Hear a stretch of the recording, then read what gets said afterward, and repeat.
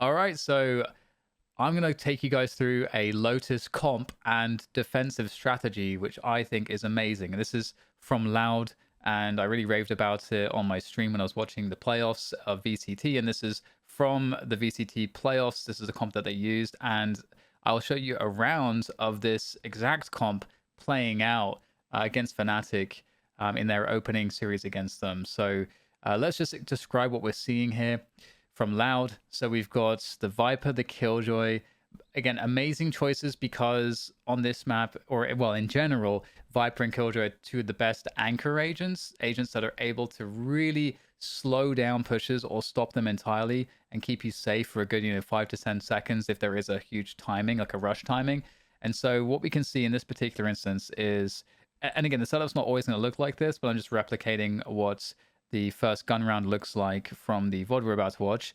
So we've got the wall that goes across for Viper, so you're kind of really making life difficult for the attackers if they're trying to actually take site control on C. Obviously, the alarm bot there on B as well. There wasn't enough money for nano swarms, but typically, I think what you're going to see is some nano swarms either set up towards the C site like this, or you might see them set up towards the B site like this. It really depends how both the Viper and the Killjoy player are kind of deciding to want to use their utility together, because where you would want the poison orb or the snake bites versus the nano swarms, is really up to, again, like how you're reading your opponent. And at this level of play, they need to switch their setups quite consistently so that their opponents are always guessing and can never feel comfortable in knowing precisely where all the util is going to be. So defensively, you'll see a lot of different versions of the Killjoy Viper util setups across both sides.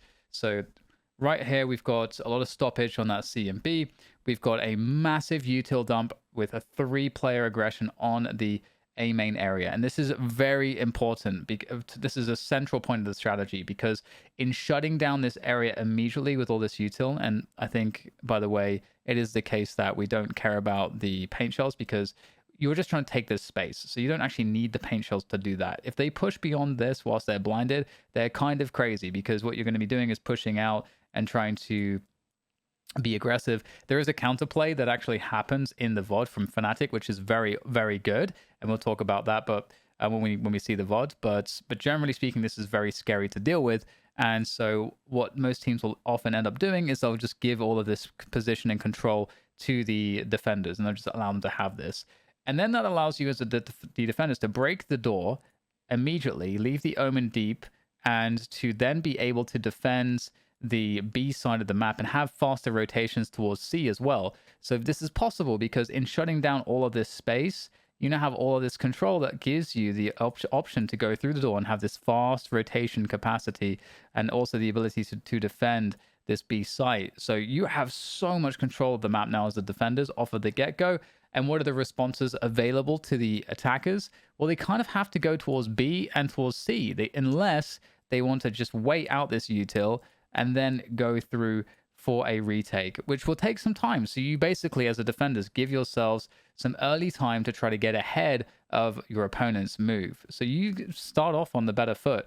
So I think it's a great opening because you can reliably do this. And what it forces the attackers to have to do is to eventually just try to challenge through this and have some kind of a set play that actually works to do that.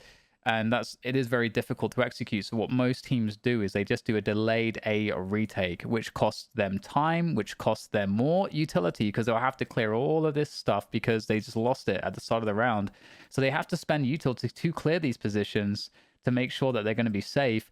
So it's a hugely valuable play for the defenders, because you're wasting time and you're forcing more util to be used by your opponents. And also, by the way, that extra time is more time for you as the defenders to work out what the attackers are going to be doing, so you can better position yourselves to deal with it. So all that said, what I'm going to do here now is I'm going to take off my camera real quick, so it's not going to be blocking the what's it called? The monitor, the screen. There we go. And we've got Epic Pen, so we'll bring Epic Pen out of here as well. We'll go full screen. And I'm going to get the beginning of this round going for you guys. So let's go back, actually, because we're a little bit ahead of ourselves. So we'll go back to the beginning of the round, and we're going to sort of see this kind of play out. So you can see on the minimap that the dump is going to happen right there, so pay attention to that. So we'll get the eye, we get the forward smoke, and this is what I was talking about. So this Viper's Orb is the counterplay from FNATIC. You can see this on the map here, and this is really cool because what it does is it creates this world where this space behind rubble is actually unknown for the defenders who are trying to take all this space. So it will actually necessitate Loud, if they want to execute this aggression, this strategy correctly, to spend util to take a space beyond this Viper Orb. So it's going to actually be a little bit annoying here for Loud, and it's not going to make things completely smooth for them, but you'll see how they react to it. So the Prowler goes through. By the way, again, another reason why the Fade is really good, because you have multiple Prowlers for stuff like this. So, and it shows that there's no aggression behind this. So Loud have worked out what's going on. They've worked out that this is just a play to try to slow us down and to force more util, and it's not done that because of that Prowler. So as we mentioned, we have the ability to go through the door now. We had FNATIC trying to take the orb on C because they have to spend this time doing something that's useful, and now they're going to go and try to get the orb towards the B area as well. But again, as we mentioned, because of all of this forward space that we have from our Omen up here on A main by rubble, we actually have the ability for now the pressure to come through from the defenders, the Raze and Fade, who were on A at the start, to try and get ahead of this play towards the orb. So they, right now, Loud are reading the map. They're ahead of everything because of their opening. So let's see how they just decide to handle this. C's nade comes in, just misses.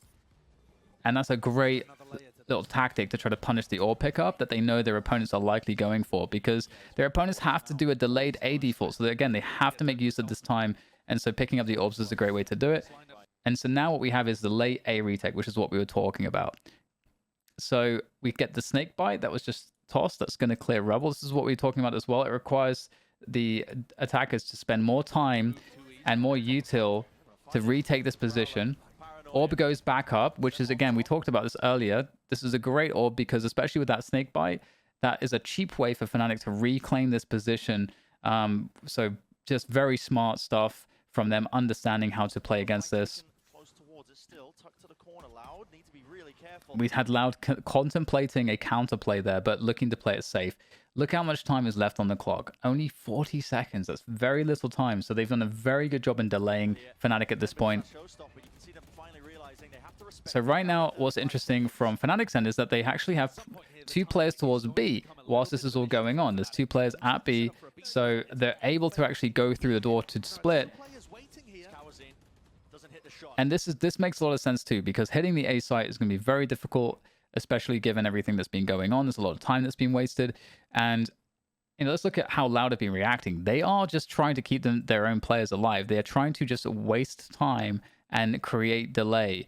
And so they have amazing positioning to be able to deal with anything towards the B site, because they have players that can come in from Waterfall, players that can come in from Heaven, and so they're in really good standing here. And because they're 5 players alive, they're going to have an effective retake most likely here. Just crossed into him now. See it. Nanoswarm's closed. There goes the showstopper. Revealed it. Yep, Turk has dropped. So the eye actually gets a reveal there, which then gives the punish from Kwanzin to Durka. Kwanzin. And now look at the positioning.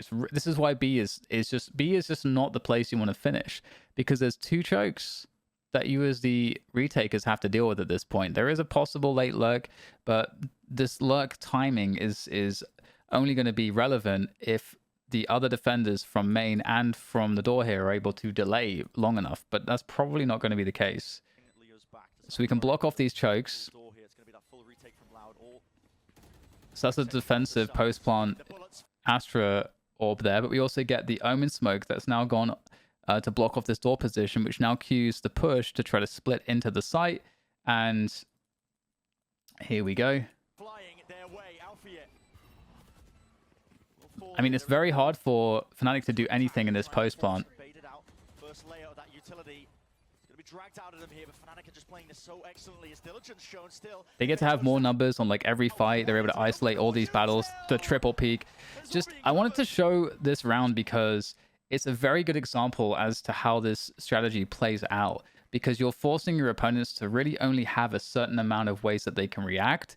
And just like, you know, like we're saying, like there's only certain things they can do. They can either try to hit the C site. They can either and again, if they try to hit the C site, the problem is that are you going to run into a lot of Viper and Killjoy util? You might get delayed.